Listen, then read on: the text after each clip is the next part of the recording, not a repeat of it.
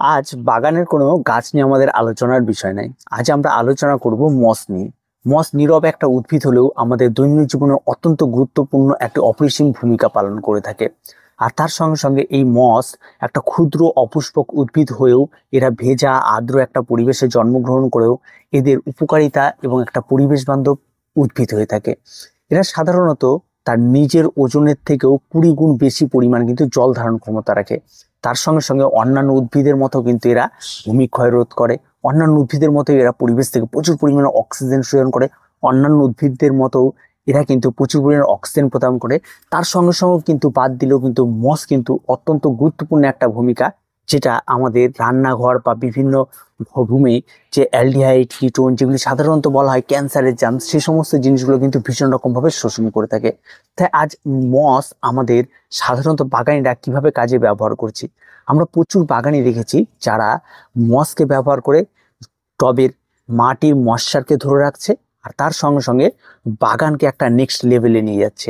আপনি এই মসের ব্যবহারটা কিন্তু আমাদের এইখানে কিন্তু বিশেষ করে আপনারা সারা বছর শীতকালে এই মসকে একদমই পাবেন না, কারণ আগেও বললাম এরা আর্দ্র পরিবেশে জন্মায়, ভেজা পরিবেশে জন্মায়। সেটা সাধারণত বর্ষাকালেই সম্ভব।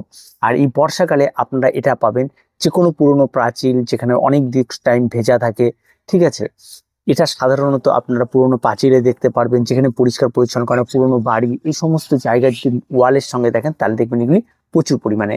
বা আপনার মাটিতে যেখানে সবসময় যেমন স্যাঁতস্যাঁতে পড়েছে সেরকম জায়গায় একদম কার্পেটের মতো এরা জন্মে থাকে। খুব ক্ষুদ্র ক্ষুদ্র দেখতে হলে কিন্তু দেখতে অত্যন্ত সুন্দর।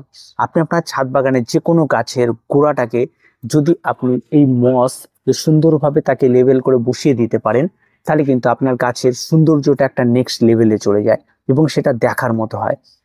এটা তো গেল ইয়ে। এবং আমরা আরো একটা জিনিস দেখতে পারি যে এই মস যদি এই দিনে এসে যদি আপনি কোনো একটা টবের মধ্যে লাগিয়ে সেখানে যদি আপনি আর্দ্র পরিবেশ দিতে পারেন, আপনার যে কোনো ইনডোর প্ল্যান্টকে হার মানিয়ে দেবে এবং এত সুন্দর দেখতে লাগবে। এই মস কিন্তু শুধুমাত্র বনসাই প্রেমীরাই ব্যবহার করে এমনটা নয়, শুধু মসকেই শুধুমাত্র ইনডোর প্ল্যান্ট হিসাবেও কিন্তু ব্যবহার করা হয়ে থাকে, তার শুধুমাত্র মশাটাকে ধরে রাখার জন্য। এই মশাটাকে আমরা ধরে রাখতে পারি যে কোনো একটা গাছ টবের মধ্যে যদি এই গাছটিকে আমরা লাগিয়ে থাকি, তাহলে অবশ্যই আমরা চেষ্টা করবো সেখানে যে একটা পলি হাউস বা প্যাকেট দিয়ে এটাকে আটকে দিই, তার ভেতরে যে মানে আর্দ্র পরিবেশটা যাতে সবসময়ের জন্য থাকে সেরকম একটা পরিবেশ দিলে কিন্তু এই মসকে কিন্তু একটা নেক্সট লেভেলে নিয়ে যাওয়া যাবে এবং গার্ডেনিং এর জন্য।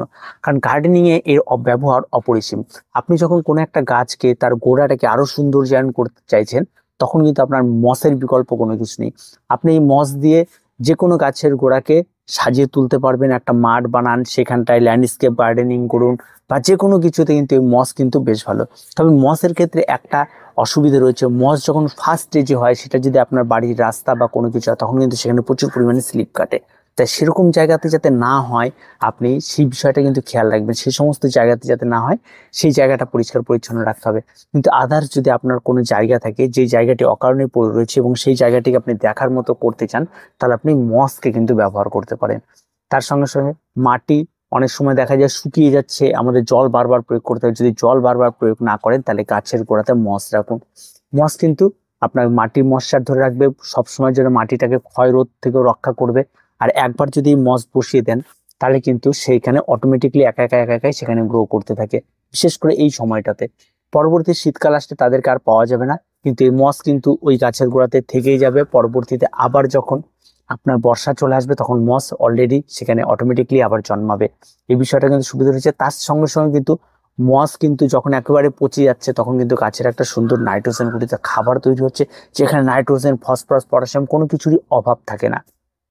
আর তাছাড়া এই মস আপনার ছাদ বাগানে বাস্তুতন্ত্রকে ভীষণ রকম ভাবেই সহযোগিতা করে থাকে। এই মসের মধ্যে দেখবেন আপনি ছাদ বাগানে লাগানোর পরে ছোট ছোট পিঁপড়ে, ছোট ছোট পোকা, এত ছোট ছোট ক্ষুদ্র ক্ষুদ্র সমস্ত মানে আপনি জীবগুলোকে দেখতে পাবেন, যেগুলো কিন্তু আপনার একদম কম্প্যাক্ট একটা টবের মধ্যে পুরো বাস্তুতন্ত্রটাকে আপনি দেখতে পাবেন। একটা গাছ, একটা মস, কার্পেটের মতো, তার মধ্যে ছোট ছোট পোকা, সমস্ত কিছু যা আপনার গাছকে না কোনো ক্ষতি করবে আর না আপনার টবকে থাকা মাটিকে কোনো ক্ষতি করবে। এরা সাধারণত এই মসের মধ্যেই থাকবে এবং মসের মধ্যে এরা জন্মে থাকে। সেটা কিন্তু একটা আলাদাই লেভেলের, সেটা কিন্তু দেখতে কিন্তু একটা অন্যরকমই লাগে। তো আজকে আর কিছু বলা নেই। যারা মস নিয়ে কাজ করতে চান, যারা মসকে ভালোবাসতে চান, তারা কিন্তু অবশ্যই এই সমস্ত বাগানের যদি গাছপালাকে আরো নেক্সট লেভেল নিয়ে যেতে চান, বনসাই, ইনডোর প্ল্যান্ট, যে কোনো কিছুকে আপনি আরো সুন্দর করে সাজিয়ে তুলতে চান আপনার টবকে, তাহলে আপনি মসের ব্যবহারটা এখন থেকে শুরু করে দিন। মস আপনি কিন্তু এখন অ্যাভেলেবেল পেয়ে যাবেন, অন্তত আপনার সেপ্টেম্বর মাস পর্যন্ত মস অ্যাভেলেবেল, শীতের আগ পর্যন্ত। তো আর কিছু বলা নেই, আজকে এ পর্যন্তই। দেখা হচ্ছে পরবর্তী ভিডিওতে। প্রত্যেকে ভালো থাকবেন, প্রত্যেকে সুস্থ থাকবেন। চ্যানেলটিকে অবশ্যই সাবস্ক্রাইব করে রাখবেন।